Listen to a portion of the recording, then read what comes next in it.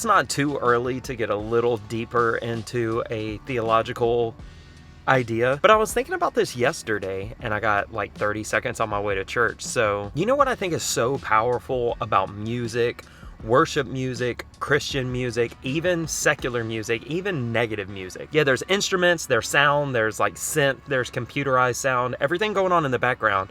But the main part of music is lyrics, is words. You get a song stuck in your head and you sing that song all day long.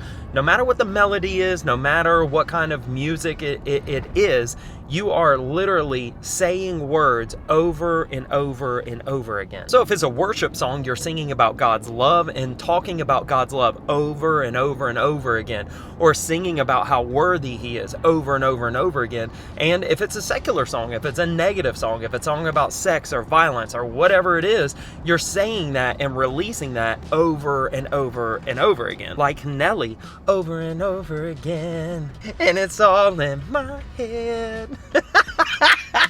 I feel like that if you guys thought that I was as funny as I think I am, then my vlog would be more popular. Here's the takeaway. Whether you like it or not, you're made in the image of God, which means every time you open your mouth and speak, there's creative power in your words. You release supernatural power every time you open your mouth and speak. Let that be something you think about whenever you choose what song you want to sing today, whenever you choose what words you want to repeat today. The power of life and death lies right here.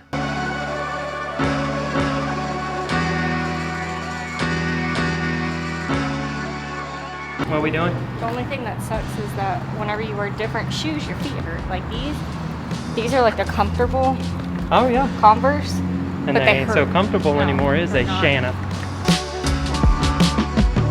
What did you say? I couldn't understand. I was trying to listen to her. What did you say? Did you just... You should just pull up and say, what's the widest... What's the widest drink y'all got? You don't think there's wider drink than that? Yeah, Shauna, a pumpkin spice latte. Day 4 of the 35-35 challenge. I'm back in the office. I've been trying to spend more and more time over here. It's just a quiet place. It's a place away from the chaos of kids and the chaos of life to just read, to study, to just have some alone time. So I'm going to do my best to start shooting more in my studio. So I have something a little different for you guys today. I'm not going to read you what is on my card today, but today is day 4. I encourage you, if you haven't done it yet, there's still time. Go find you a 3x5 card, fill out your 3x5 card, put you a scripture on there, put you something on there. But this is what I want to encourage you to do. And this is what this challenge is all about. It's all about things that we're trying to keep fresh on our mind. So it's not just scriptures. It's not just necessarily prophecies or words that somebody's given you or that God spoke to you. There are things that you want to continually think about for the next 35 days or 31 days, math. But the reason that I'm not going to read you guys my card or what's on my card today is because it's really personal. It's a question that I have for God. And just in general, I went into more detail and I wrote this on the card, but I want to continue to ask God, and it's something that I want to keep in the forefront of my mind, because I think sometimes if we're not careful, we can ask God questions and just kind of throw it out there like, here, God, catch this, throw it back to me whenever you're ready to give me an answer. And it's not really something that we steward in prayer. It's not something, if I can put it this way, it's like a question in a seed form.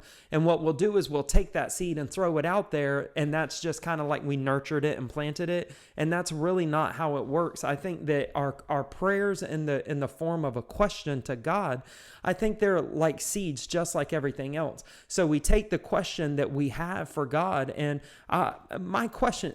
Okay, I already said it twice. I'm not going to read you my card, but just to make things simpler, roughly what my card says is, God, what does my life's ministry supposed to look like? What does ministry look like for me? What does that specifically look like in my life walked out? And I could just say, hey, God, what does this look like? Throw that question out there in a time of prayer, and then go on about my life, and then just hope God responds. And maybe God responds to some people like that. Maybe that's how it works for some people. For me, I really look at it like the seed. I look at it like I take my question, and here it is, God. It's like my seed. God, what is ministry supposed to look like for Alex? And I take it and I give that to God, and that's like me planting it. But I want to wake up tomorrow, and this is the whole 35-35 challenge. I want to wake up tomorrow, and I don't want to just forget that I even asked the question. I think it's part of faith. I think it's part of relationship, is when we don't just throw something to God or throw something at God and say, here, God, I want an answer.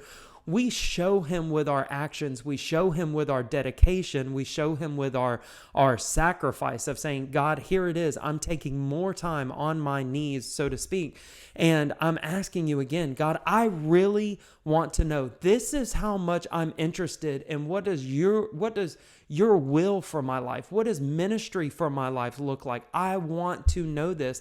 I'm crucifying my flesh. I could be watching TV. I could just be going and doing whatever. But God, I'm on my knees and I'm really seeking this. I want to know this answer. And in a way, I feel like that's us putting the soil on the seed. That's us watering the seed. And even though it's a question, that's us showing God and proving to God, God, I want to know this answer. I want to know your will for my life. I think the reason that we don't do that more often is because it takes more time and it takes more dedication. And it's easier just to say, hey, God, just let me know. I know you want me to do what you want me to do. And my question, the question that I have for God as far as like, what does ministry look like for my life? That question, hey, God, I know you want me to do ministry, so just let me know. Let me know what it's supposed to look like. And then I get too busy to even hear the answer. Or if God is like, has a whole plan and he's laying it out for me, but he's like, hey, this is ministry. This is something important. I'm not just going to spell this out for you all.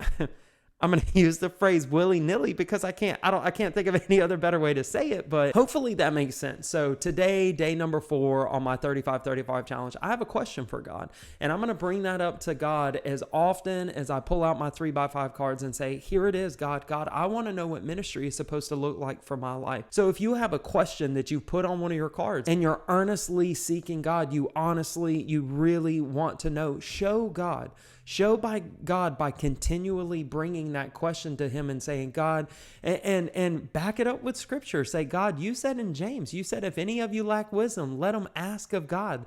You told me to ask, God, and I need wisdom in this area in my life. It really stinks because I know vlogs always come out the next day. So it's currently Sunday, but I know you guys won't be seeing this until Monday. And I always want to start the week. Like I want to start Monday with like a super awesome vlog for you guys to watch. But Sundays is a hard day to vlog because we go to church and then so anyway, I know it's kind of a short one today. I'm sorry, but I do have to let you guys know tomorrow is probably going to be a short vlog as well. I will put out a video tomorrow, but me and Shauna have to go to a funeral tomorrow. I don't think Shauna's going to let me vlog inside her grandfather's funeral, but we'll see. My fingers crossed. I thank God so much that my wife has a sense of humor. And also that she doesn't watch these vlogs, so I can really just say whatever I want. But anyway, I am going to shut up before I get in even more trouble. I love you guys. I'll see y'all later.